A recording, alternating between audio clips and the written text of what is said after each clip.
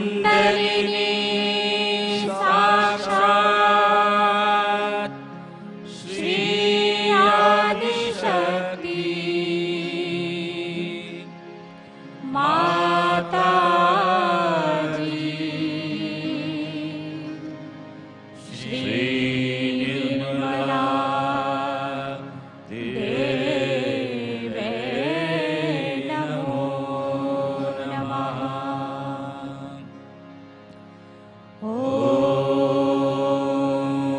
त्वमेव साक्षात् श्री कल्की साक्षात् श्री आदिशक्ति माताजी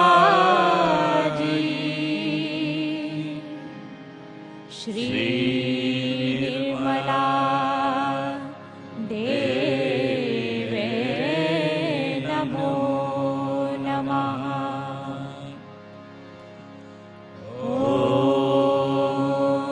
त्वमेव साक्षात्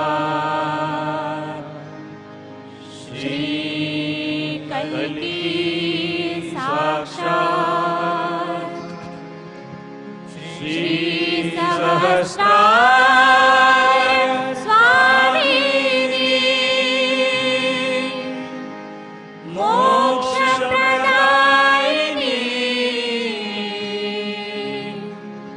माताजी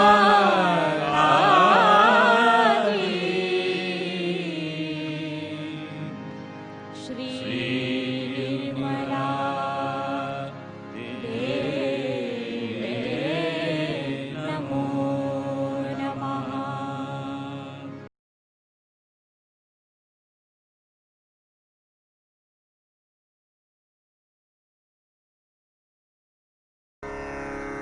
ॐ त्वमेव साक्षात् श्री ब्रह्मदेव सरस्वती साक्षात् श्री आदिशक्ति माताजी श्री निर्मला देव्यै नमो नमः।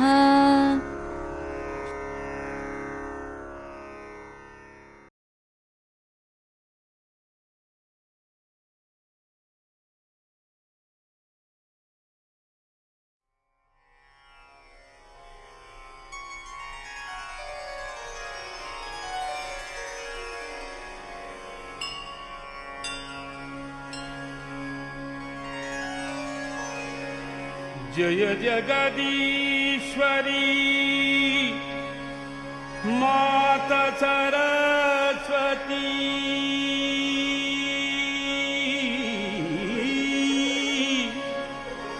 माता सरस्वती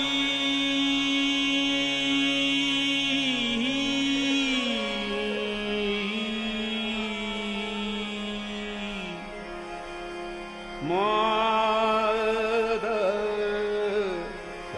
सरस्वती माता सरस्वती।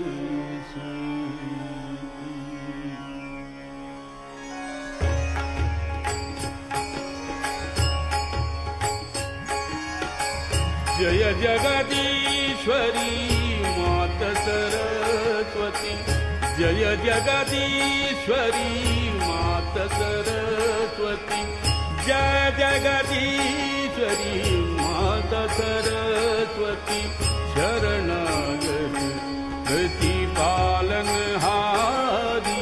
शरणागति प्रतिपालनहारी शरणागत प्रतिपालनहारी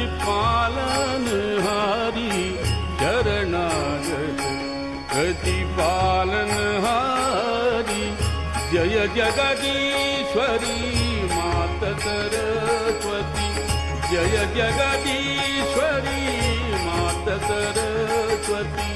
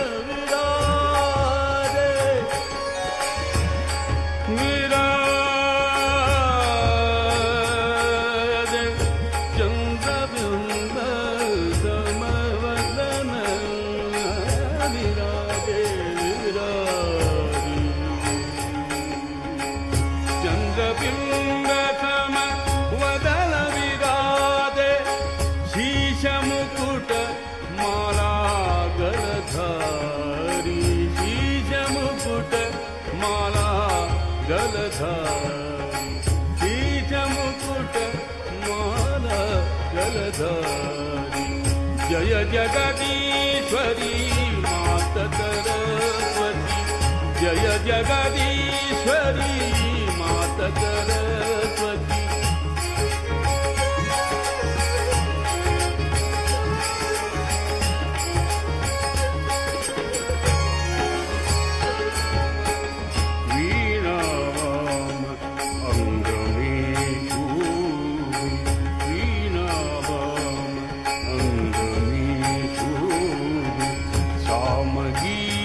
ध्वनि मधुर प्यारी साम गीत ध्वनि मधुर प्यारी साम गीत ध्वनि मधुर प्यारी साम गीत ध्वनि मधुर प्यारी जय जगदीश्वरी मात सरस्वती जय जगदीश्वरी मात सरस्वती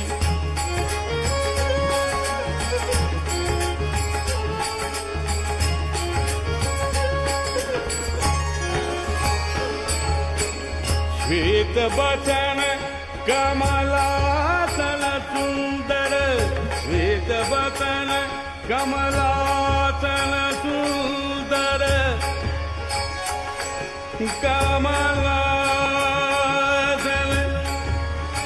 कमलासन सुंदर श्वेत बचन कमलासन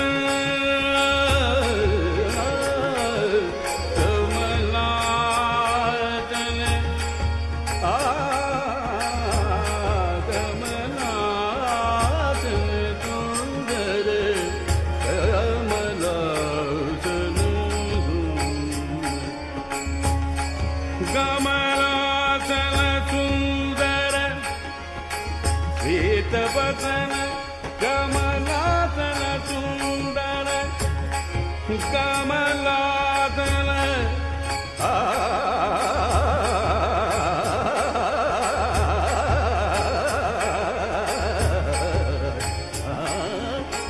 श्वेत बचन कमलासन सुंदर संग सखी शुभ हंस सवारी संग सखी शुभ हंस सवारी जय जगदीश्वरी मात सरस्वती जय जगदीश्वरी मात सरस्वती जय जगदीश्वरी मात सरस्वती शरणागत प्रतिपालन हारी शरणागत प्रतिपालन हारी शरणागत प्रतिपालन हारी शरणागत प्रतिपालन हारी शरणागत प्रतिपालन हारी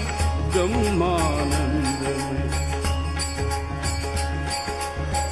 ब्रह्मानंदमय दास तुम्हारो ब्रह्मानंदमय दास तुम्हारो ब्रह्मानंदमय दास तुम्हारो तुम्हारो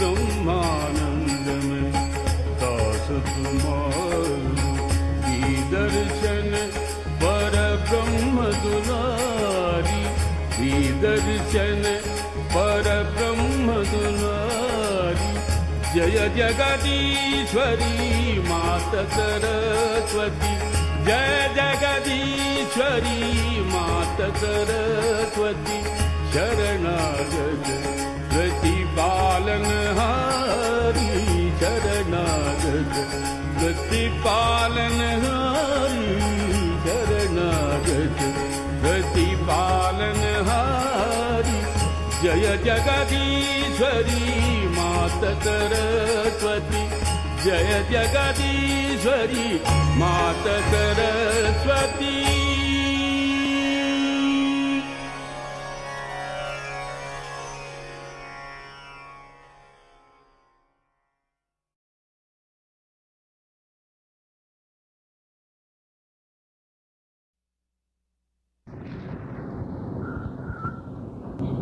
सत्य को खोजने वाले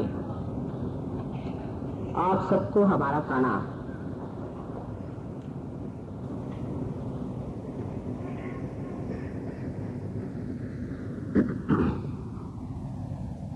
लेकिन सत्य क्या है? सत्य को पाना माने क्या? सत्य की खोज जरूर इंसान करता है, लेकिन वो ये नहीं जानता कि सत्य क्या है। सत्य बहुत सरल सी चीज है।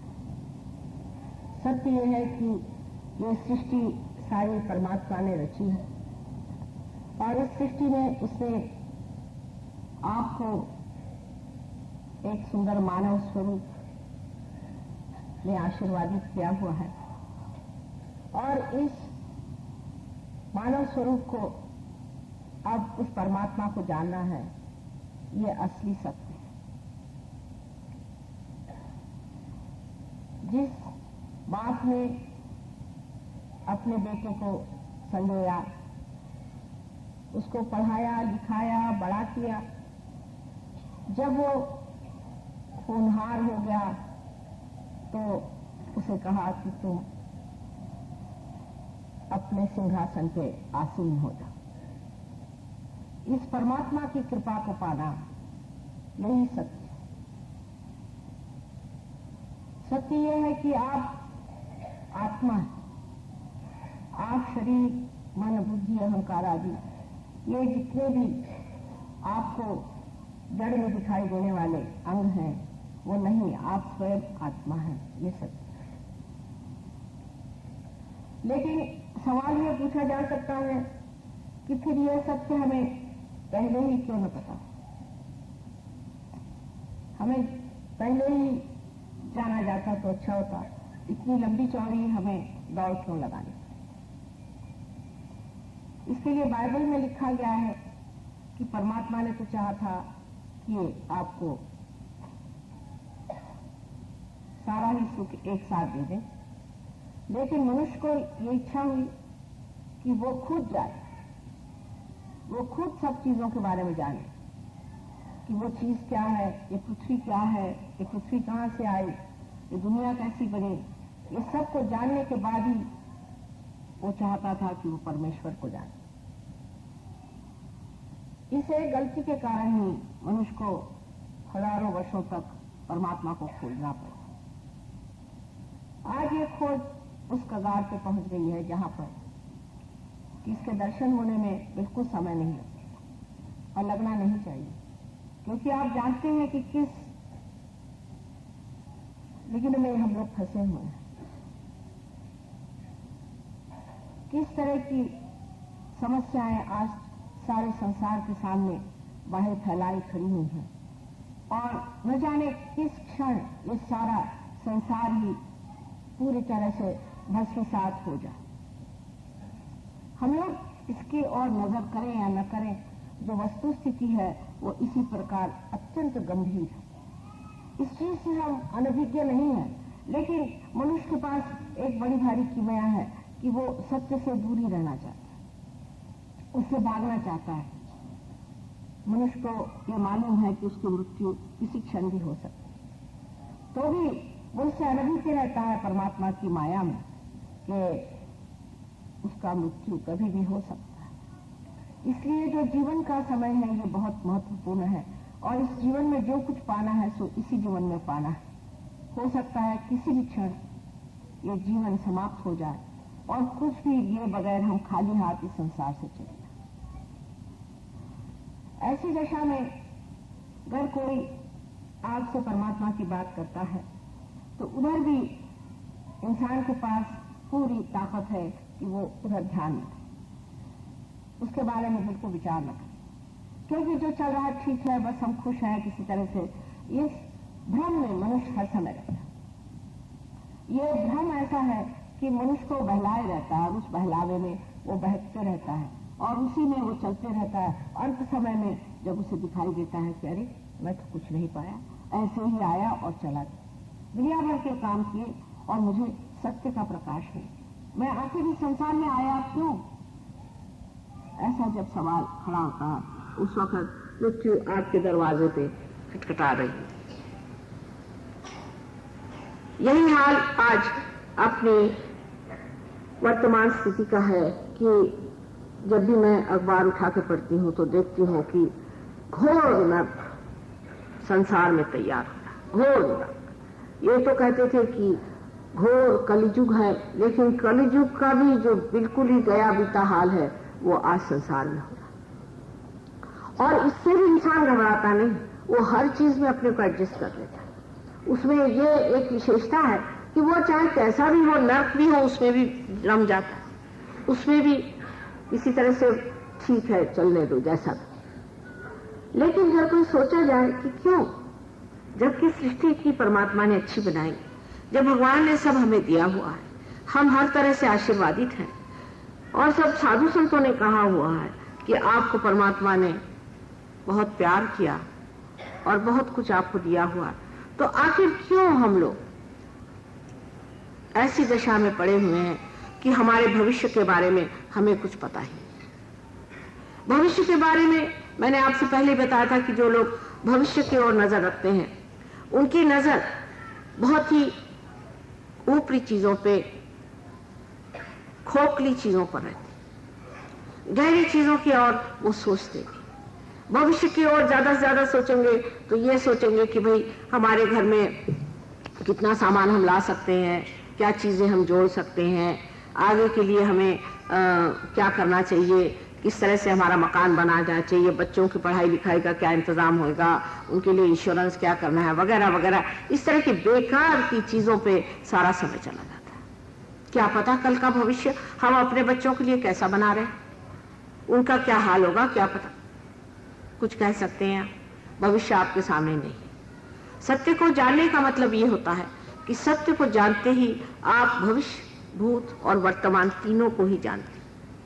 लेकिन उसकी खोखली चीजें नहीं, उसकी बाह्य चीजें नहीं, उसके उपकरण नहीं, पर उसकी असलियत। और उसकी असलियत यह है कि मनुष्य का भविष्य बहुत उज्जवल है अगर वो चाहे, और न चाहे तो दुर्दम है, फिर उसका कोई इलाज नहीं। अगर वो चाहे तो उसका भविष्य अत्यंत उज्जवल है। आज वो मानव स्थिति में खड़ा है, मानव स्थिति से जरा सा ही ऊंचा उठते ही उसका भविष्य बदल सकता है।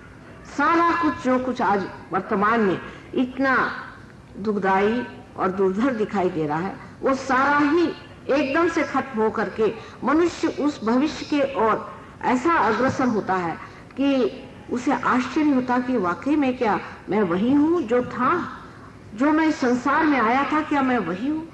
ऐसा भविष्य आपके अंदर निहित है। जैसा कि मैंने आपसे पहले बताया था कि एक बीज में उसका जो कुछ भी भविष्य का नक्शा है, जो उसमें से पेड़ निकलने वाले हैं, सभी सूक्ष्म से लिखे हुए हैं। इसी प्रकार आपका भी भविष्य आपके ही अंदर लिखा हुआ है। वो इस प्रकार जैसा कि आज आप देख रहे हैं, जो आपके सामने है, इसी से आप अपना भविष्य जान सकते हैं। पहले तो ये जानना चाहिए कि सूक्ष्म में हम क्या है। जब तक आप इसे नहीं जानिएगा, आप अपने भविष्य के बारे में भी नहीं जान सकते कि सूक्ष्म में हम किस लिए बनाए गए, हमारे अंदर क्या क्या शक्तियां हैं और हम कौन सी शक्ति को प्राप्त कर सकते हैं। ये जानने से पहले हम पहले हैं क्या, उसे समझ लेना चाहिए। ये आपका वर्तमान का, ये आपकी वर्तमान स्थिति है। और जैसे मैंने आपसे कहा था कि वर्तमान का जो सूक्ष्म है वो बहुत महत्वपूर्ण है। और आज के वर्तमान के सूक्ष्म के बारे में मैं आपसे बताने वाली हूँ, जो आपके अंदर अभी इस वक्त पूरी तरह से स्थित है, मौजूद है। यह आपके अंदर बसी हुई पूरी तरह की एक व्यवस्था परमात्मा ने बड़ी सुंदरता से की हुई।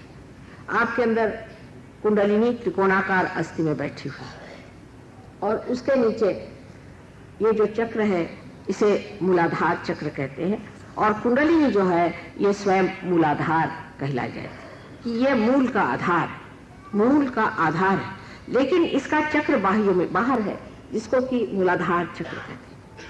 इस चक्र के बारे में आपको मैंने पहले लेक्चर में बताया था कि अबोधिता इसका गुण है, इनोसेंस इसका गुण है। अब ये हमारे अंदर गुण है। कोई आदमी होता है बहुत अबोध होता है, बहुत इनोसेंट होता है, हम लोग सोचते हैं कि ये इतना भोला कैसे, इतना सीधा कैसे, ये इसमें कैसे इतनी सादगी कैसे रहेगी। बात यह है उसका ये चक्र जो है ये अभी तक किसी तरह से क्षत नहीं हुआ, उस पर कोई हानि नहीं आई। इसका मतलब यह है कि यह आदमी अभी दुनिया के खुराफातों से जरा दूर ही रहा है, इसको वो चीजें छुई नहीं, इससे ये चक्र खराब हो जाता है। इस चक्र का खराब होना बड़ा नुकसानदेह होता है। जैसा कि मैंने बताया था आपसे कि इससे कितनी गंदी बीमारियां हो सकती हैं, शारीरिक तौर पे, मानसिक तौर पे आदमी पागल हो सकता है। आजकल जो बीमारियां अमेरिका में हो रही हैं, एड्स आदि, वो सब इसी चक्र की खराबी से होती है। और अनेक तरह के ऐसे रोग जिसे कि हम कहते हैं कि जो गंदे रोग होते हैं वो भी इसी चक्र की खराबी से होते हैं। और दूसरे जो रोग, बहुत से रोग जिसको हम ठीक नहीं कर सकते, वो भी इसी चक्र के खराब से होते हैं। अब इस चक्र की हमारे यहाँ स्थिति शुरू से बनी, जब हम बाल्यावस्था में थे तभी से चक्र हमारे अंदर स्थित है। ये सब सर्वसे प्रथम जो हम श्री गणेश को मानते हैं उनका ये चक्र है। अब ये कहना कि श्री गणेश को हम क्यों माने, न माने, मैं नहीं कहती कि आप लोग मानिए, क्योंकि हर चीज आपको दिखाए बगैर आप मानने वालों में से नहीं। लेकिन एक बात है कि अगर आपसे हम कोई बात कह रहे हैं तो इस चीज को एक धारणा के रूप से तो आप समझ सकते हैं, और उसके बाद अगर ये चीज आपके सामने साक्षात हो जाए तो उसको मानने में कोई हर्ज नहीं होना चाहिए। ये चक्र आपके अंदर स्थित है, बड़े अच्छे से स्थित है। इस भारतवर्ष में बहुत लोगों पर इतनी कृपा इस देश की, इसके संस्कृति की है कि इस चक्र पे हानि बहुत कम है। और देशों में इस पर बहुत हानि हुई है, और देशों में सोचे कि ये चक्र एकदम सुप्तावस्था से भी गई भी की दशा में है और बड़ी मेहनत करनी। हमारे अंदर जो दूसरा चक्र है, जिसे कि यहाँ नाभि चक्र कहना चाहिए क्योंकि इसको ही हम दूसरा चक्र मानते हैं, इस चक्र से हमारे अंदर धर्म स्थापित होता है। ये चक्र हमारे अंदर हमारे जो स्वयं धारणा शक्ति है, जो हमारे अंदर हमारा मनुष्यत्व है, उसको संरक्षित रखते हैं। इस चक्र पे 10 आप देखिए कि 10 उसकी पंखुड़ियां हैं, और ये जो 10 पंखुड़ियां हैं, इन 10 पंखुड़ियों पर 10 गुरुओं का वास है। ये गुरु लोग जो इसको हम सदगुरु कहते हैं, जैसे नानक साहब थे आपके, और उनसे पहले बहुत सारे हो गए, आदिनाथ आदि, जो बहुत से ऐसे गुरु हो गए हैं, वो सब गुरुओं ने इसको संरक्षित हमारे अंदर रखा है।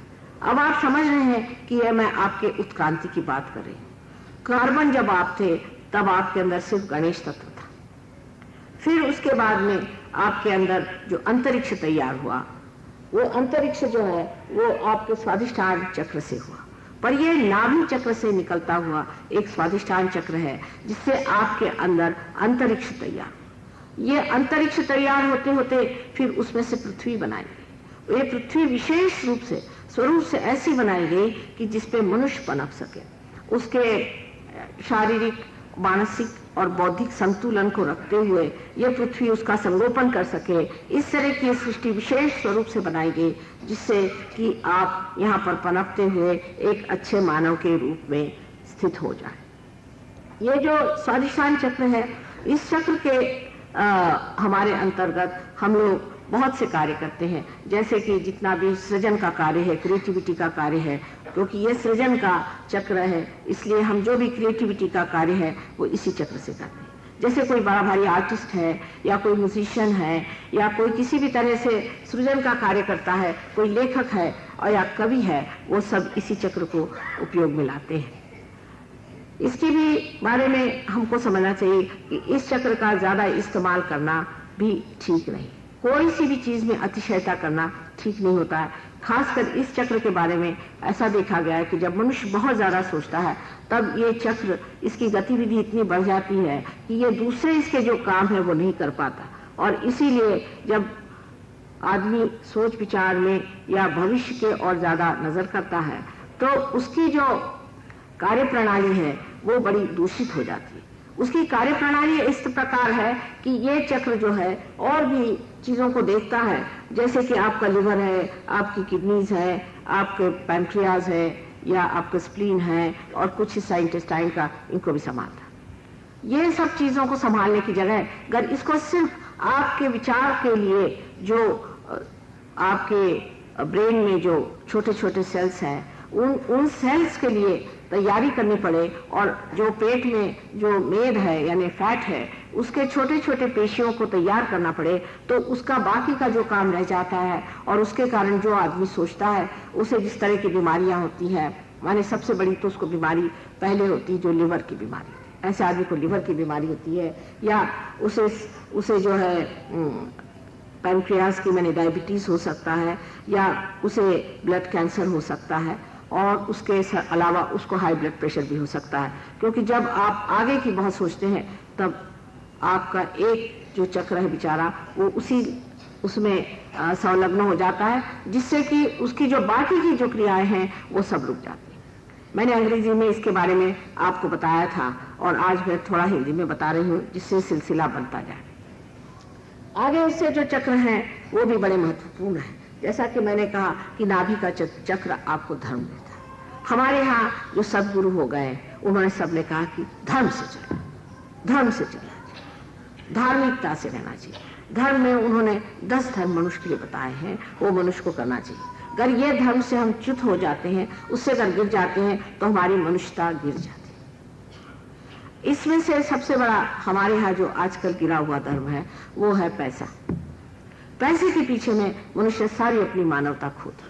जिस आदमी के पास जरा ज्यादा सा पैसा हो गया, तो वो सोचता है कि उसको किसी से भी संबंध रखना, किसी से भी प्यार करना, या किसी से भी अच्छे से बातचीत करना माने पाप।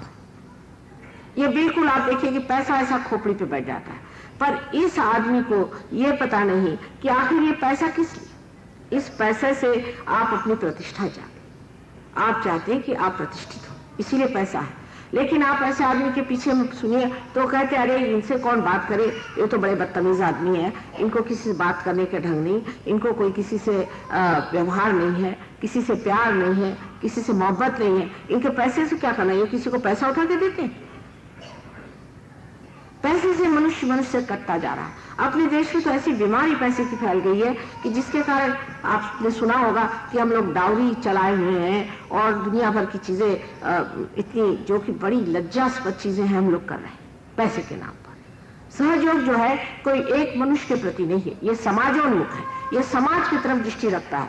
जब सहयोगी वो बन जाता है, तो ऐसी कुरीतियां जो हमारे समाज को नष्ट किए हुए हैं, वो अधर्म है, वो अधर्म है। ये धर्म नहीं है, अधर्म है।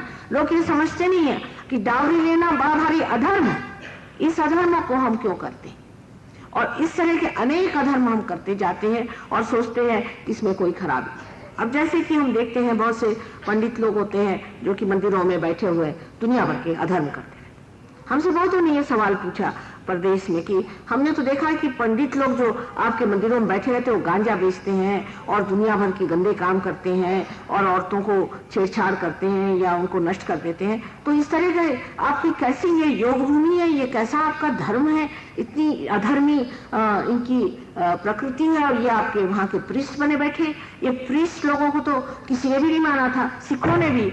मैं मानती हूँ कि आजकल सिख लोग मानते हैं बहुत प्रीस्टों को, पर नानक साहब ने नहीं माना, किसी ने भी नहीं माना। प्रीस्ट की समाज वहां तक हद थी कि जहां तक पूजा पाठ आदि ये जो कर्म है इसको करते रहो, इससे आगे उनको कोई गुरु नहीं मानता। लेकिन अपने यहाँ ये प्रीस्ट का क्लास ऐसा आ गया कि उसने कोई भी तरह का धर्म नहीं रखा, क्योंकि वो सोचते हैं अरे हम तो जानते हैं भगवान चीज क्या है, ये तो पत्थर ही है, इसको तो हम इतना पैसा खाते हैं, ये करते हैं वो करते हैं, और तो भी ये भगवान तो कुछ करता नहीं, उलट करके बेकार ये लोगों को बेवकूफ बनाने का एक अच्छा तरीका है, ढकोसला बना के रख दिया हमने मंदिर का और यहाँ पर वो ये नहीं जानते कि भगवान उनको कितनी सजाएं दे रहा, उसको नहीं समझ रहे हैं। हम आपसे बताएं कि एक वृंदावन के महाशय जी थे, वो हमारे पास आए और हमसे कहने लगे कि हमारे यहाँ सबको बड़ी बीमारियां लग जाती हैं, पता नहीं क्या क्या, उन्होंने 2500 बीमारियां गिना दी। तो मैंने कहा कि क्या आप वहां बैठ के क्या करते हैं? हम तो कहने लगे भगवान का काम करें। हमने कहा कौन सा भगवान का काम? यही कि हम पैसा ऐसा लेते हैं लोगों से और अपना उधर निर्वाह करते हैं। मैंने कहा ठीक है, तो और बीमारियां भी आप लीजिए। इससे आदमी के दिमाग में ये बात आ जाती है कि ये धर्म जो चीज है ये बिल्कुल ही गलत चीज है। इस धर्म से हमें कोई लाभ नहीं हुआ। धर्म में सिर्फ आप पैसा डालिए और उन लोगों को उनका दिमाग खराब करें। कोई भी धर्म में कि प्रीस्ट क्लास को किसी ने भी भगवान नहीं माना, कभी भी प्रीस्ट क्लास को उन्होंने ये नहीं माना कि वो कोई बड़े भारी अवतारी पुरुष है या कोई बड़े भारी गुरु है या सदगुरु। इसकी वजह यह थी कि प्रीस्ट क्लास जो है, जैसे कि एक भगवान के पुजारी होते हैं, अपने जैसे साफ सफाई करने वाले वैसे रखे हुए लोग हैं, इनको पैसा मिलता है वहां रहे, लेकिन उनको कोई सदगुरु नहीं माना जाता। और सदगुरु मानना ये गलत बात है, क्योंकि जो सदगुरु है वही सदगुरु है। और ये असत्य है कि किसी भी आदमी को आप थोप दीजिए कि ये सदगुरु है तो सदगुरु नहीं हो सकता। आप उसको सर्टिफिकेट नहीं दे सकते कि ये सदगुरु, जो सदगुरु है ये परमात्मा से सदगुरु होते हैं। इनको कोई भी नौकरी नहीं दे सकता, इनको कोई अपॉइंट नहीं कर सकता। ये परमात्मा की चीज है, ये परमात्मा ने भेजे हुए देवदूत हैं, वो आप लोग नहीं बना सकते। आप अपने इंतजामात करते रहते हैं, अपने विचारों से आप सोचते हैं कि भगवान का जो आदमी ऐसा हो, भगवान का आदमी जो है वैसा हो। जैसे कि अभी किसी साहब ने कहा कि अगर अमेरिका आप जाए माँ तो वहां पे ऐसे फोटो भेजे जहाँ आप बहुत सीरियस है। मैंने कहा क्यों साहब? कल वो लोग ये सोचते हैं कि जो भगवान के आदमी सीरियस होते हैं। मैंने कहा क्यों? ऐसे मरगिले चेहरे लिए हुए भगवान के आदमी हो ही नहीं सकते। जो मस्ती में होता वही तो न है भगवान का आदमी। जो बिल्कुल इतना सीरियस हो गया है, जो आदमी सोचता है कि सारा बोझा मेरे खोपड़ी पे बैठा है, वही ना तो सीरियस होगा। जो आदमी ये सोचता है कि अरे करने वाला तो परमात्मा है, मैं तो बीच में बैठा हुआ, वो तो मस्ती में रहेगा। ऐसी अपनी अपनी धारणाएं बना करके हम ऐसे ऐसे लोगों को तैयार करते हैं और फिर उनके इश्तेहारात लगा करके और सोचते हैं कि हमने बड़ा धर्म कर लिया। धर्म सब हमारे अंदर की चीज है, हमारे अंदर की चीज है, बाह्य की नहीं है। कोई किसी ने बताया हुआ धर्म करना ही धर्म नहीं है। धर्म अपने अंदर जागरूक होना चाहिए, और जब तक कुंडलिनी का जागरण नहीं होता ये धर्म हमारे अंदर वास्तव में नहीं होता। बड़ी मेहनत की, सदगुरुओं ने बहुत मेहनत की है, बहुत समझाया है और कहा है बार बार कि अपने अंदर उसे जागरूक करो, और बार बार कहा है कि संतुलन में रहो, अधर्म में मत जाओ। लेकिन हम लोग उसको मानते नहीं। ऐसे लोग देखते हैं कि जो लोग कहते हैं कि हम बड़े धार्मिक हैं, इधर धार्मिक कहते हैं, उधर लोगों को मारते पीटते रहते हैं, या कहते हैं हम धार्मिक हैं अपने घर वालों को सताते हैं, कहते हैं हम धार्मिक हैं और किसी को गरीबों को सताते हैं। ऐसे आदमी धार्मिक हो नहीं सकते, क्योंकि परमात्मा का एक धर्म है सिर्फ, जो है प्रेम, जो है सिर्फ प्रेम। प्रेम के अलावा परमात्मा और कुछ नहीं। अगर उसको हमारे प्रति प्रेम नहीं होता तो उसने हमें इंसान न बनाया, इतनी मेहनत न की होती। हालांकि हमने उसके प्रति कुछ नहीं किया। अगर इंसान सोचे आज हमने भगवान के प्रति क्या किया, ये तक तो नहीं हुआ कि हम धर्म से रहे, ये तक तो नहीं हुआ कि हमने प्रेम बांटा, ये तक तो नहीं हुआ कि हमने दूसरों की कोई पूछताछ करी, जो उसी के बंदे बैठे हुए। सब गलत सलत चीजों को धर्म मान करके जब हम चल पड़ते हैं, तब अपने बच्चे पूछते हैं कि अगर यही धर्म है तो हमें ऐसा भगवान नहीं चाहिए। वो भी उनकी बात सही। तो सहयोग जो है एक समाजोन्मुख है, समाज की तरफ उसकी दृष्टि है। जब आप सहयोग में आते हैं तो आपको ये सब गलत धारणाएं अपनी तोड़नी पड़ती। तब बहुत से लोग बुरा मान जाते हैं कि जैसे समझ लीजिए कोई सहयोग में आया और हमने कहा कि देखिए आप डावरी नहीं ले सकते, तो वो नाराज होकर चले जाते हैं। चले जाए, भले चले जाए, क्योंकि यहाँ गलत आदमी बिठाने से फायदा क्या? क्योंकि सहयोग चीज ऐसी है कि जिसमें आपको कुछ बनना पड़ता है। कोई सर्टिफिकेट नहीं मिलने वाला आपको कि आप साहब सहयोगी हो गए, आपने इसे बनना पड़ता है। अगर आप इसमें कुछ बनिएगा नहीं तो आपके हाथ में चैतन्य नहीं आएगा, नहीं आपको माना जाएगा कि आप आत्म साक्षात्कारी पुरुष हैं।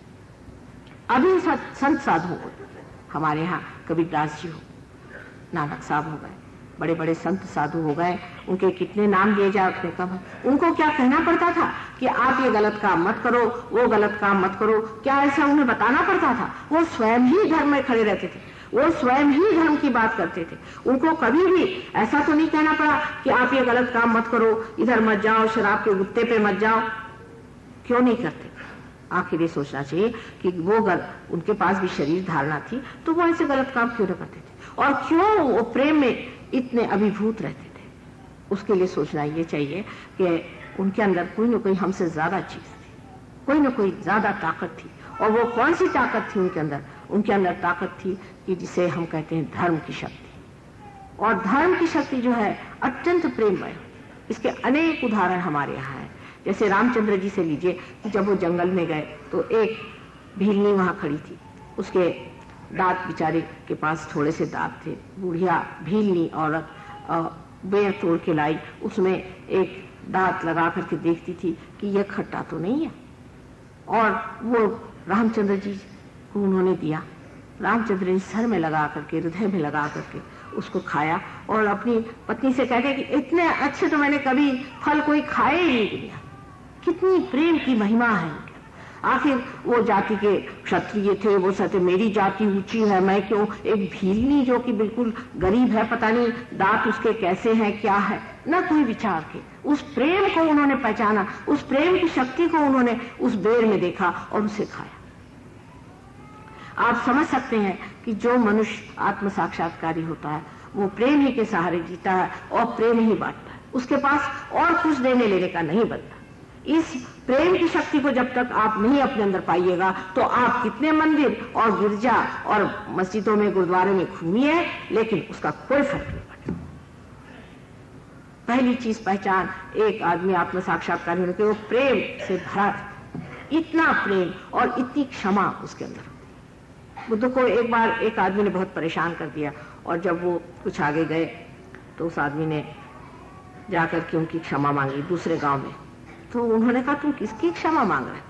कहले आपकी बुद्धदेव, मैंने आपको बहुत अपमानित किया, मुझे क्षमा करें। कहले कौन से बुद्धदेव?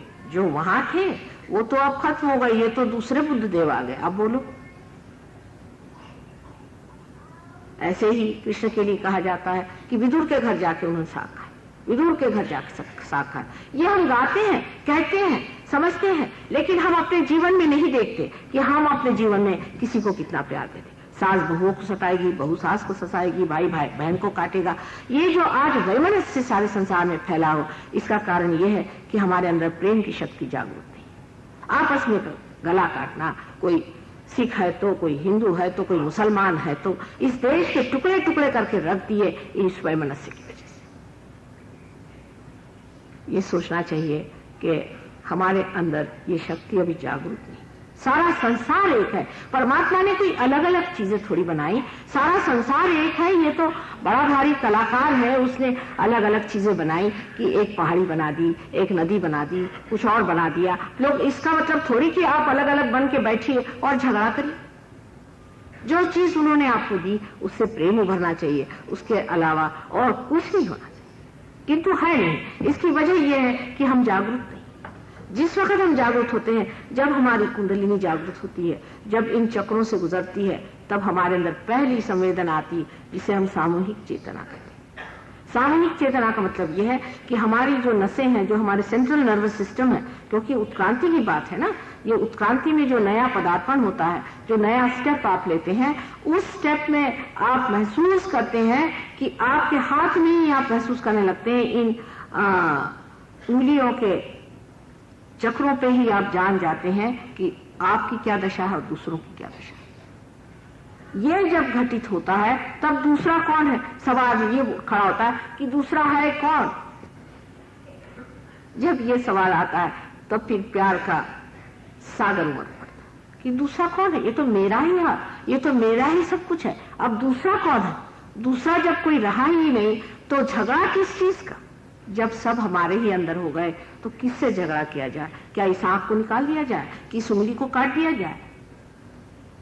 ऐसा विचार सिर्फ दिमागी नहीं होता, ये हमारे नर्वस सिस्टम में आ जाता है। जैसे कि हम गंदगी को अपनी नाक से सूंघ सकते हैं, उसी तरह वैमनस्य की गंदगी हमारे अंदर एकदम से महसूस होने लग जाती है और चाहते हैं नहीं ये चीज नहीं। जब धर्म जागृत होता है तो हमारी इतनी धार्मिक चेतना जबरदस्त हो जाती कि उस धर्म के अंदर हमें बताने की जरूरत नहीं कि अधर्म क्या है, मनुष्य एकदम उसे छोड़ देता। पर इन लोगों ने बहुत मेहनत की, इससे एक तो फायदा है कि इनके बूते पे हम भी कह सकते, नहीं तो हमारे लिए लोग कहते कि आप कहां से कह रहे। इन सब ने बता दिया कि जो आदमी धार्मिक होता है वो प्रेम में ही सब कुछ पाता है। इस चक्र के नाभि चक्र में आपके लिए जो विशेष चीज है वो है धर्म, और धर्म संतुलन को देता है। मनुष्य में संतुलन होना, जिस आदमी में संतुलन नहीं है वो धार्मिक नहीं। कोई सा भी फेनेटिसिज्म धार्मिक कभी नहीं हो सकता। संतुलन में ही आप जागरूक हो सकते हैं। अब आप ही बताइए कि संसार में कौन सी ऐसी चीज है जो एक तरफा चलती है। अगर मोटर में अगर एक पहिया हो और एक ही तरफा चले तो वो क्या चल सके? अगर साइकिल है उसको भी जब तक आप बैलेंस नहीं करेंगे, उसमें संतुलन नहीं देंगे, क्या वो चल सके? जो चीज चलना है, जो चीज आगे बढ़ना है, जिसकी प्रगति होनी है, जिसकी उत्क्रांति होनी है, ऐसी जो भी चीज है उसमें संतुलन होना जरूरी है। एरोप्लेन है, अगर उसमें संतुलन नहीं हो तो वो क्या उड़ान करेगा? वो नहीं कर सकता। पर तब इंसान ये सवाल पूछेगा कि आखिर ये भी क्यों? धर्म की क्या जरूरत है? लोग तो ऐसे ऐसे सवाल पूछते हैं कि आप लोगों की कुंडलिनी क्यों जागरूक करते हैं। एक साहब ने ऐसे सवाल पूछ लिया कि कुंडलिनी क्यों जागरूक करते हैं। मैंने कहा ये तो ऐसा ही हुआ कि सारा रामायण पढ़ाने के बाद आप मुझसे पूछ रहे हैं कि राम की सीता कौन थी। या तो इनका मतलब ये होगा कि जब हमें इसमें से कोई फायदा ही नहीं है दुनियाई दृष्टि से, कि पैसा भी नहीं मिलता और ना ही कोई इससे फायदा होता है, तो हम क्यों कर रहे हैं? तो इसका मतलब है किसी का भला करने में पहले ये लिख लेना चाहिए कि साहब इससे कितना फायदा होगा, इससे कितना इनकम टैक्स बचेगा, इतने क्या करेंगे। हमें तो इनकम ही नहीं तो हमारा टैक्स क्या बचने वाला है? इस तरह की लोगों की वृत्ति चलती है कि आखिर क्यों। और ये भी सवाल पूछा जाता है कि धर्म से मनुष्य क्यों अच्छे से रहे, क्यों उसकी अपनी 10 जो शक्तियां हैं उसको वो स्थित रखे और संतुलन में रखे। इसलिए कि उसको उड़ान करना है, उसको ऊंचा उठना है, उसको आत्मा बनना है, उसको ऊपरी जो जिंदगी है जिसको कि हम कहते हैं कि आत्मिक जिंदगी, उसको पाना है। ये पाना आपको है इसलिए कि आप बंधे हुए हैं इस चीज के, आप बने हैं इसलिए, इसीलिए आप संसार में आए हैं। भगवान ने आपकी मेहनत बेकार में नहीं करी। जो आपको इंसान बनाया वो इसलिए नहीं कि इंसान बनने के बाद आप फिर से मिट्टी बन जाए, कि फिर से आप कोई जानवर बन जाए, पर इसलिए कि आप आत्मा स्वरूप होकर के उसके सुख को पाए। इसलिए भगवान बनाया है। ये सत्य हमें जान लेना चाहिए। हम लोग तो अब ये सोचते हैं कि जो कुछ भी हमें मिला है, ये शरीर, ये आंखें, ये हाथ, ये जैसे कुछ हमारा हक था इसलिए मिला, हमें मिल गया, अब इससे आगे हमें कुछ करना ही नहीं। ये आपको मिला नहीं, ये दिया गया है। ये सब आपको आशीर्वादित किया गया है। इससे आगे क्या करना, आगे कहाँ जाना, यही सूक्ष्म जो हमारा भविष्य है उसके और हमारी नजर नहीं, और जो बेकार की चीजें उसके और हमारी नजर। जब ये हमारे अंदर जागृत हो जाती है, ये उत्कंठा या ये क्यूरियोसिटी कि अब इससे आगे हमें कहाँ जाने का है, इससे आगे हमें क्या पाने का है, जिस वक्त आपके अंदर ये तृष्णा जागृत हो जाती है, ये इच्छा जागृत हो जाती, उस वक्त कहा जाता है कि आप साधक। और ऐसे साधकों को मेरा नमस्कार है। जो साधक है वो है जिसने कि जान लिया कि इससे परे कोई चीज है, इससे परे कोई चीज है, ऐसा जिसने समझ लिया वही साधक है। अब जो कि नाभि चक्र है, ये लक्ष्मी का तत्व है। इस लक्ष्मी तत्व में हम घूमते रहते हैं। सारा लक्ष्मी तत्व जो है पैसा कौड़ी, ये वो दुनिया भर की चीज, और फिर धर्म के चक्कर, ये सब चक्करों में हम घूमते रहते हैं। लेकिन इससे परे कोई ना कोई चीज होनी चाहिए, क्योंकि अभी तक जो हमने किया, हमने इतना किया। एक मुसलमान शेख गुरुजी करके हैं, उनका माँ मेरे तो हालत खराब गई, घुटने मेरे टूट गए नमाज पढ़ते पढ़ते। तो मैंने कहा चलो इससे कुछ फायदा नहीं, तो मैं वारकरी हो गया। मैं पंडरी जाता था अपनी हमारे यहाँ टाल कहते हैं उसे, जो जंजीरा बजाते हैं, वो बजाते बजाते एक महीना वहां जाता था, वहां सर रोज फोड़ता था भगवान के सामने। मुझे भगवान तो मिले नहीं। और अब आगे मैंने सोचा कि ये सब तो है नहीं, इसमें तो भगवान नहीं, आगे क्या। तो फिर पहले मैंने दाढ़ी बढ़ा ली, ये किया। मैंने सोचा चलो मैं भी अवधूत हो जाता हूँ, मैं कहता हूँ कि मैं भी अवधूत हूँ। वो भी करके देख लिया, फिर दूसरा और कुछ करके देख लिया नाटक, तो परमात्मा मिले नहीं। मैंने कहा कि परमात्मा है कहाँ। जब वो हमसे मिले तो हमने कहा कि बेटे तुम्हारे ही अंदर परमात्मा, क्यों ये काहे रे बन खो जन जाए, तुम्हारे ही अंदर परमात्मा है। लेकिन उसकी ऐसे पागल जैसे खोजने की क्या जरूरत है तुमको, इधर उधर भागने की जरूरत क्या है। किसने कहा था कि 1 मील जा करके 1 महीना जा करके और पंढरपुर जाओ, ये किसने कहा। तुम ज्ञानेश्वर जी का नाम लेते हो, क्या उन्होंने कहा था? उन्होंने कहा था जाइए, उन्होंने तो नहीं कहा था। उन्होंने तो कहा था कि ध्यान में परमात्मा को पाया जाए। जब ध्यान कहा गया है तो क्या आप बैठ करके परमात्मा का ध्यान किया आपने? क्या आपने सोचा कि आगे जाना है? जिस दिन ये मनुष्य के मन में भावना आई उसी दिन लक्ष्मी से महालक्ष्मी का तत्व बन जाता। जिस दिन ये विचार उसके अंदर जागृत हुआ कि इससे आगे कोई चीज पाने की है, उसी दिन उसका जो लक्ष्मी तत्व है वो महालक्ष्मी तत्व बन जाता। और महालक्ष्मी तत्व जो है उसी से हमारी सुषुम्ना नाड़ी जो है, जो पूरी ऊपर से नीचे तक मध्य मार्ग है, जिसे मिले बात कहा जाता है, वही मध्य मार्ग पूरी तरह से स्थापित हो जाता है। उस मध्य मार्ग में जो शक्ति है वो इस वक्त सीमित है, लेकिन नजर आपकी ऊंची हो जाती, नजर आपकी ऊंची हो जाती। धीरे धीरे ये बाह्य की उपकरण और ये जो आंदोलन है ये सब खत्म हो करके इंसान उस दिशा की ओर बढ़ता है जिधर उसे बढ़ना है। आप कहें कि हमें कुंडलिनी का जागरण नहीं करना है, न कराई, कोई आपको जबरदस्ती कभी कोई कर ही नहीं सकता इसमें। यह तो जब तक आपके अंदर महालक्ष्मी का तत्व जागृत नहीं होगा तब तक हमारे हाथ टूट जाएंगे, आप पार नहीं हो सकते। अगर आपके अंदर ये महालक्ष्मी का तत्व जागृत हुआ कि इससे परे कोई चीज जिसे पाना है, और जो आज तक हम करते आए वो तो सिर्फ तैयारियां थी, वो कुछ हमने रास्ता उठाया नहीं, अभी तक हमारी कदम अभी तक उधर बढ़े नहीं। जब तक ये भावना अंदर नहीं आती कि हमें कहीं और ऊपर उठना है तब तक आपका महालक्ष्मी तत्व जागृत नहीं। और जब ये जागृत होता है तब धर्म की परिपूर्ति हो जाती, तब धर्म में आप पूर्ण हो जाते। फिर ऐसे आदमी का जो धर्म होता है वो जानना भी और तरह से होता है, क्योंकि कहते हैं ऐसा आदमी सारे धर्मों से परे धर्मातीत हो जाता है, उसके लिए धर्म नहीं होता। जैसे नानक साहब के लिए कहते हैं कि वो लेटे हुए थे तो लोगों ने कहा कि आप तो ऐसे लेटे हैं और पैर आपके मक्का की तरफ। तो कहा अच्छा भाई इधर पैर कर ले, फिर मक्का की तरफ। तो मक्का क्या है, उनके पैर की धूल के बराबर तो है ही, अगर उन्होंने मक्का की तरफ पैर किए तो उसमें कौन सी ऐसी बात। लेकिन ये धर्मातीत स्थिति जो है ये प्राप्त होनी चाहिए।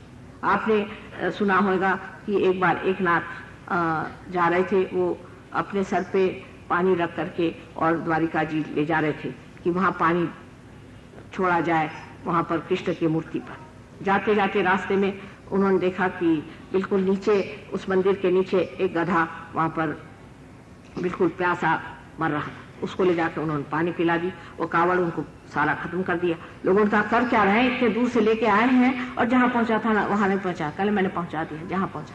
ये धर्म से परे, कोई धर्म के आडंबर और उसमें नहीं रहते। धर्म से परे जो भी करते हैं वो धर्म ही होता है। ऐसे धर्मातीत और गुणातीत स्थिति जो है, इसको पाने के लिए पहले आपके अंदर महालक्ष्मी तत्व आना चाहिए। जब तक ये आपके अंदर स्थिति नहीं आएगी, आपके किसी भी कार्य में कोई भी प्राण नहीं है। आप कोई सा भी कार्य बताइए जो आप करते हैं बहुत महत्व। जैसे कि लोग कहते हैं हमने बड़ा सोशल वर्क किया है और हम इतने लोगों को खाना पीना देते हैं, या हम इतने लोगों की रुग्ण की व्यवस्था करते हैं। सब अहंकार का इंतजाम आप कर रहे हैं। जब आपने कह दिया कि हम कर रहे हैं तो आप गए काम से। आप कर क्या रहे हैं? कुछ भी नहीं कर रहे हैं। ये तो आप किसी से रुपया लिया, इकट्ठा किया, और अगर आपने 25 लोगों को या 100 लोगों को भी वहां ला करके और उनकी रुग्णचर्या करी तो उसमें क्या? आपने अगर रुपया भी दे दिया तो उसमें क्या? उसमें आपने किया ही किया। कुछ करने का जो है वो तो जीवंत कार्य है। ये तो मरा हुआ काम है कि आपने उनको खाना पीना दे दिया, या एक उनको टेबल उठा के दे दिया, या एक कोई पेड़ मर गया तो 4 उससे कुर्सियां बना के किसी को दे दी। ये तो सब मरा हुआ काम है, इसमें आपने किया ही क्या। और ये तो अहंकार आपका जुटता जाएगा जब तक आप मरा हुआ काम करेंगे। मैंने ये किया, मैंने वो किया। आप जानते नहीं मैं फलाने जगह का सोशल वर्कर हूं, समझ लीजिए ये पगला गए। या मैंने ये देश का कार्य किया, मैंने वो कार्य किया, ये जिसने कह दिया उसको आप समझ लीजिए कि इनको अभी तक कुछ भी खबर नहीं है कि जनरॉसिटी क्या होती है, उदार चरित्र क्या होता है। उदार चरित्र जो होता है वो देता है इस तरह कि वो जानता ही नहीं वो देता है। इस हाथ से देता है, वो हाथ जानता नहीं कि क्या दिया। वो देने का जो भाव है वो भी इस गुणातीत स्थिति में ही आ सकता है। उससे पहले जो भी आप करते हैं, वो जो भी आपका करना है, वो सारा कुछ आपके अंदर अहंकार और अभिमान बांधता है और बांधना पड़ेगा उसे। उसका कारण आपके अंदर बनी हुई संस्था है। ये जो राइट साइड में आप पीले रंग की चीज देख रहे हैं जिससे आपको पित्त होता है, इसे पिंगला नाड़ी कहते हैं। जैसे कि इस पिंगला नाड़ी से आप ये कार्य करते हैं। कोई सा भी कार्य आप करते हैं जो आपकी क्रिया शक्ति वो पिंगला नाड़ी से बहती है। इस पिंगला नाड़ी के कार्य से आपके अंदर जो ऊपर पीली चीज जो दिखाई दे रही है, ये अहंकार है, ये उसका समझ लीजिए धुआं है, उसका बाय प्रोडक्ट वहां इकट्ठा होता है। तो आप ये कहें कि नहीं मैं तो जो भी काम करता हूँ माता जी मैं तो परमात्मा के चरणों में रखता हूँ, ये आप अपने को भुलावा में रख रहे हैं। क्योंकि आप जो काम कर रहे हैं उससे परे होने के लिए जो स्थिति है वो आपके पास नहीं। जैसे कि सूर्य है, वो जब प्रकाश देता है तो वो अकर्म में बैठे हुए हैं, वो प्रकाश दे रहे हैं, उनका स्वभाव है इसलिए दे रहे हैं, वो कुछ कर थोड़ी रहे। उनकी स्थिति ऐसी, उस गुणात्मक स्थिति में वो है जहां से वो कर रहे हैं। उसमें कोई उनको ये एहसास थोड़ी कि मैं इनको लाइट दे रहा हूँ या मैं यहाँ पर इस तरह से हर एक पत्ते में हरा रंग भर रहा हूँ, इसको उनको एहसास नहीं। वो तो उनकी स्थिति ऐसी है कि वो दे रहे हैं कर्म में। यही कृष्ण ने जब गीता में कहा तब लोग बहुत बार कहते हैं कि कर्म ने वह अधिकार से फलेषु मा कदाचित तो कह गए, लेकिन जो भी कर्म करो वो उन्होंने कहा मेरे चरणों में रखो। अब ये कृष्ण जो है सीधी बात तो करेंगे नहीं, क्योंकि जानते इंसान जो है उसकी टेढ़ी खोपड़ी है, तो टेढ़ी तरह से उन्होंने बात करी कि भाई जो भी काम करो परमात्मा पे छोड़ो, वो हो ही नहीं सकता। उनकी डिप्लोमेसी है ना, वो जानते हैं कि बाप का काम है तो सीधे नहीं बताएंगे, क्योंकि सीधे बताने में इंसान कभी नहीं समझेगा। इसकी उल्टी खोपड़ी इसको उल्टी तरह से बताओ कि जो भी काम करे परमात्मा पे छोड़। अब जब इंसान ये सोचता है कि मैं जो भी काम कर रहा हूं परमात्मा पे छोड़ रहा हूं, वो बड़ी गलत फहमी में है। जैसे कि एक बच्चा है और वो एक गाड़ी को हाँक रहा है, उसके बाप ने आके कहा कि पहले तो वो बता देते, पहले उन्होंने कहा कि आप स्थित प्रज्ञ हो जाओ पहले। तो उन्होंने कहा कि आप इस जो घोड़ा है इसको आप सामने रखो, इसको जोड़ लो, जो आत्मा है उसको जोड़ लो और तब गाड़ी हाँको। उसने कहा कि ऐसे कैसे? अर्जुन ने कहा ऐसे कैसे, तुम तो कह रहे कि साक्षी बनो और इधर कह रहे कि तुम युद्ध करो। तो इन्होंने कहा अच्छा ठीक है, तुम घोड़े को पीछे रखो, कोई हर्जा नहीं, बस हाँकते रहो और घोड़े पे नजर रखो, बस सब चीज घोड़े पे समर्पित कर दो तो हो जाएगा। जब वो गाड़ी चलेगी नहीं तब बताना पड़ेगा कि बात ऐसी है कि घोड़ा आप आगे करिए, तो ये माँ का काम कि बेटे इस चक्कर में मत रहना, तुम सीधे घोड़े को आगे करके जोड़ लो, जब तक आत्मा से जुटेगा नहीं ये गाड़ी आगे जाने वाली नहीं। इसलिए जो लोग सोचते हैं कि आज हनुमान जी के इसमें हमने प्रसाद चढ़ा दिया, हो गया हनुमान जी अब आप हमारी सारी चिंताएं दूर कर दीजिए, वो भी मुस्कुराते होंगे कि इन्होंने अच्छा मुझे जेब में रख लिया। असल में बात यह है कि आपका तो अभी उनसे संबंध ही नहीं। हनुमान जी अपने अंदर कहाँ बसे हुए हैं यही लोगों को नहीं मालूम है। वो हनुमान जी जो है इसी पिंगला नाड़ी पर ऊपर से नीचे दौड़ रहे हैं। इनको बाइबल में गैब्रियल कहा गया, सेंट गैब्रियल जो थे वो हनुमान जी थे। और हनुमान जी हमारे अंदर हैं और जब तक हम उनकी मदद नहीं लेंगे, जब तक उनसे हम आशीर्वादित नहीं होंगे, हमारे कोई भी कार्य पूर्ण नहीं हो सकते। अब उनसे आशीर्वादित होने के लिए पहले उनसे संबंध होना चाहिए। उनसे संबंध होने के लिए पहले निराकार में आपको आत्मा को प्राप्त करना चाहिए। इसीलिए बहुत लोगों ने सिर्फ निराकार की बात की कि साकार की बात करो तो फिर फंस जाएंगे। पहले निराकारी की बात करो कि आत्मा स्वरूप तो आप पालो। बुद्ध ने इसीलिए ईश्वर की तक बात नहीं की कि अगर हम ईश्वर की बात करेंगे तो फंस जाएंगे, फिर ईश्वर ईश्वर फिर वो कहेंगे मैं ईश्वर हूँ वो ईश्वर है। इस झगड़े में पड़ने से पहले यह है कि इनको निराकार ही की बात करो कि तुम अपना सिर्फ आत्म साक्षात्कार पालो, फिर आगे बोलो।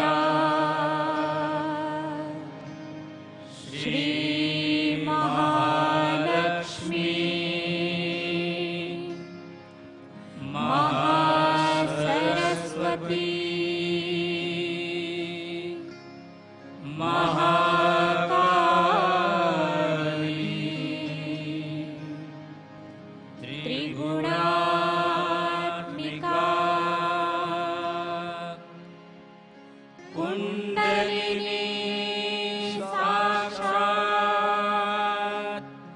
श्री आदिशक्ति माताजी श्री निर्मला देवे नमो नमः। ॐ त्वमेव साक्षात् श्री कल्की साक्षात् श्री आदिशक्ति माताजी श्री निर्मला देवे नमो नमः। ॐ त्वमेव साक्षात् श्री कल्की साक्षात् श्री सहस्रार स्वामिनी मोक्षप्रदायिनी माताजी